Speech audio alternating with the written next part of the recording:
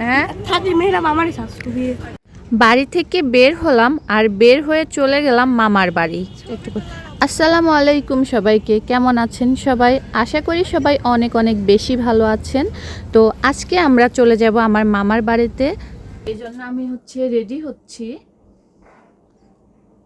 আমার মামা প্রায় 7-8 বছর পরে বিদেশ থেকে বাসায় আসতেছে, তো সেই উপলক্ষে আমাদের সবাইকে দাওয়াত করছে। আমার খালাদের, আমার অন্যান্য বোনেরা সবাই আসবে, তো এজন্য আমি রেডি হচ্ছি।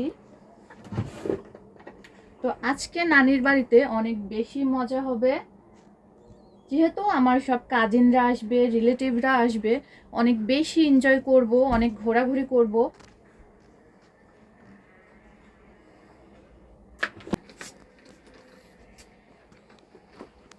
তো আমরা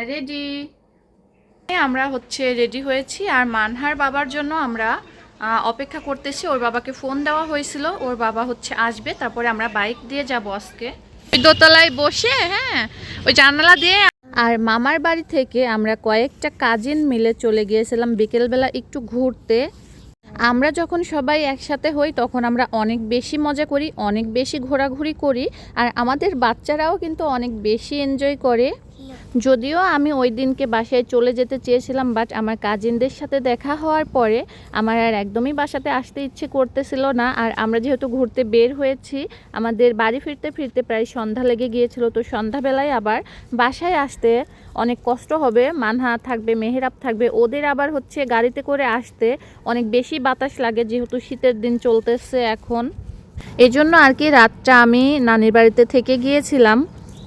আর আমার ছেলে মেয়ে দুইটা তো আমার নানির বাসায় গেলে পরে একদমই বাড়িতে আর যেতে চায় না, ওরা ওখানেই থেকে যেতে চায়। পাবনার কেউ যদি ভিডিওটা দেখে থাকেন, এই জায়গাটা অবশ্যই আপনারা চিনে থাকবেন। এই জায়গাতে আমার অনেক বেশি স্মৃতি আছে, অনেক বেশি সময় কাটাতাম আমরা এই জায়গাটাতে আগে।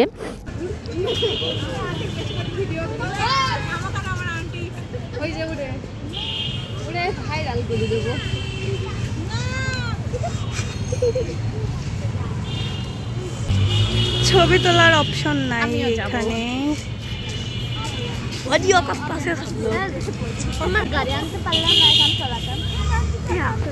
ফিল্টার কাজ করতেছে না, হয়েছে এবার।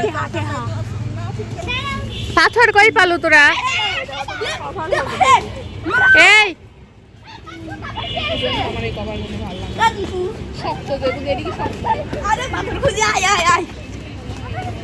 হ্যালো গাইস, 11:22 লাইক করে দেন। এইদিকে একটু হেঁটে হুটে বেড়াই। শহরের দিকে যাবে নাকি আবার? এরে এখান থেকে একটু ফুচকা খাওয়া নিলে ভালো হইতো, তাহলে শহরে যাই আর কইতো না কিছু কিনে দাও। শহরে ভিড় মেলা না, ফুচকা খাবো। যাও ওখানে যাও, ওই যে ফুচকার দোকান। যা কি করব? বলবে আমাদের तुम लोग जाओ, हम आ रही हम आ रही है, पैसा लेकर आई है मैं, जाओ तुम लोग। हाय गाइस, पैसा नहीं दिया। ए आई रे এটু দেখে সামানি নাই। গাইস তোমরা ফুচকা কে কে খাবে আমার সাথে চলে আসো। যে ওরা দৌড়াইতে দৌড়াইতে চলে যাচ্ছে ফুচকা খাইতে, তো ওদেরকে ফুচকা খাওয়ায় একটু শান্ত করি। কি কি আছে ভাই? ফুচকা, চটপটি, দই ফুচকা, পানিপুরি, ভেলপুরি, মুড়ি মাখানা, ছোলা মাখানা, চানা কি খাবো? দই ফুচকা খাইলে খাও নাকি? দই ফুচকা খাবে? আচ্ছা 2 প্লেট দই ফুচকা দিয়েন। হ্যাঁ, আর কিছু খাবো না। আর কি খাবে? পেটে জায়গা থাকলে। বাড়ি থেকে অনেক কিছু খাই আইছো, পেটে জায়গা নেই আমি জানি। আমার তো ঠিকই আছে, পেটে জায়গা নাই। আবার কি থাকবো আপনি? আচ্ছা থাকবো নি, আচ্ছা থাকলে পরে কি হবে বলো? কও যাবি না? কও। সারপ্রাইজ। আচ্ছা ঠিক আছে থাকবো নে। ছাবা কি খাবে? এই মেয়েরা কি আমার শুভ ছাবু? এই দই ফুচকাই খাবো। হ্যাঁ থাকি মেয়েরা আমার শাশু বিয়ে। আচ্ছা ঠিক আমার আছে। ঘরে সব ছেলেরা, ভাইয়া, আমি, সাইন ভাইয়া। আচ্ছা সেই গরম রাতে তোমরা বুঝেছি কিছু একটা করবে মাথা ব্যথা। তুমি গান করে বুঝলাম ভাই, বন্ধু। মশার জন্য নাকি? হ্যাঁ কয়েল ভাঙিয়ে দিয়েছি, মশা এর গন্ধের জন্য তো দাঁড়ানো যাচ্ছে না।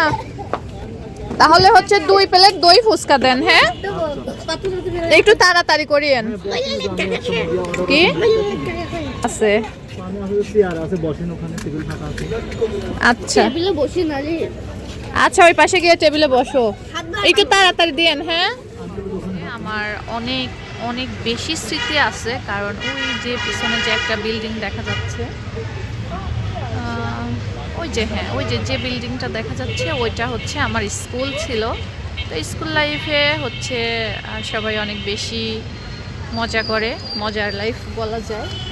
আর স্কুল লাইফে হচ্ছে আমরা এইখানে ওই যে বসার জায়গাগুলো আছে, এখন দেখতেছি বসার জায়গাগুলো উঠিয়ে দিয়েছে, বাট আগে হচ্ছে ওই কর্নারে বসার জায়গা ছিল না, ওই যে আছে গাছের জন্য ওটা দেখা যাচ্ছে না। তো আমি একটু ভালো করে দেখাই, ওই যে গাছের আড়ালে হচ্ছে একটা বসার জায়গা, তারপরে ওই যে ওই কর্নারে আরেকটা বসার জায়গা। তো এখানে হচ্ছে 4টা কর্নারে 4টা বসার জায়গা ছিল। তো এই জায়গাগুলোতে আমরা সব ফ্রেন্ডসরা বসে অনেক অনেক বেশি সময় কাটাতাম, অনেক গল্প করতাম। আমি অনেক মিস করি ওদেরকে। আর ওই যে স্কুলের দোতলার একটা সবুজ কালারের জানালা দেখা যাচ্ছে, তো ওই জানালা দিয়ে আমরা হচ্ছে বাহিরের পরিবেশটা দেখতাম। টিফিন টাইমে আমরা বের হতাম না, বাট স্কুল ছুটির পরে আমরা এখানে সময় কাটাতাম, বা একটু আমরা তো সকালবেলা হচ্ছে প্রাইভেটে আসতাম। তো প্রাইভেটে যেদিন হচ্ছে প্রাইভেট থাকতো না, তো ওই দিনকে দেখা যাচ্ছে যে শুনলাম যে আজকে প্রাইভেট নাই, আমরা সারাটা সময় এখানে বসে বসে সময় কাটাতাম। তো এগুলো আসলে স্কুল জীবনের একটা মধুর স্মৃতি বলা যায়।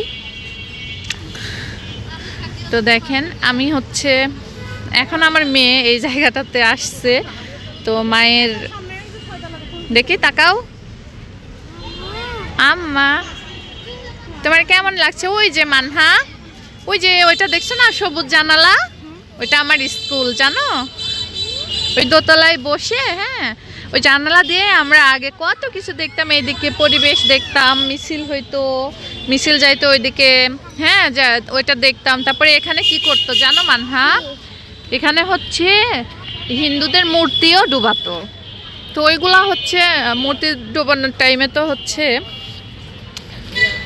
আমাদের স্কুল বন্ধ থাকতো, পুজোর ছুটি থাকতো। তো ছুটি শেষে যখন আমরা আসতাম জানলা খুললেই দেখতাম যে ওই পূজার হচ্ছে ওদের যে ইয়া থাকে না হাত পা, এগুলা হচ্ছে ভেসে ভেসে উঠছে পুকুরের মাঝখান দিয়ে। তো ওগুলো আমরা হচ্ছে দেখতাম জানলা দিয়ে। আসলে ছোটবেলায় তো একা একা কখনো পূজা মণ্ডপে বা অন্য কোথাও যাওয়ার সুযোগ হয়নি। প্রায় সন্ধ্যাটা পার হয়ে গেছে, আর এখন আমরা বাড়ির উদ্দেশ্যে রওনা দিব। আর দেখেন রাতের শহরটা তো আমার কাছে আরও বেশি মজা লাগে। তো যাইতে যাইতে আমাদের একটু ঝালমুড়ি খাইতে ইচ্ছা হলো, আবার আমরা সবাই মিলে একটু ঝালমুড়ি খেলাম। আর এই মুড়ি মাখাটা অনেক বেশি টেস্টি ছিল। আর এখানে হচ্ছে মেহরাব চটপটি নিয়েছে, চটপটি খাচ্ছে। তো সব কিছু মিলায়ে আমাদের আজকের দিনটা অনেক বেশি ভালো কেটেছিল। আসলে অনেক দিন পর যখন আমরা কাজিনেরা একসাথে হই, তখন আমরা এভাবেই একটু সময় কাটাই। তো আপনারা আপনাদের যে কোনো স্মৃতি আমার সাথে শেয়ার করতে পারেন কমেন্ট বক্সে। আর এরকম পারিবারিক ব্লগ ভিডিও পেতে আমার চ্যানেলটা সাবস্ক্রাইব করে রাখবেন।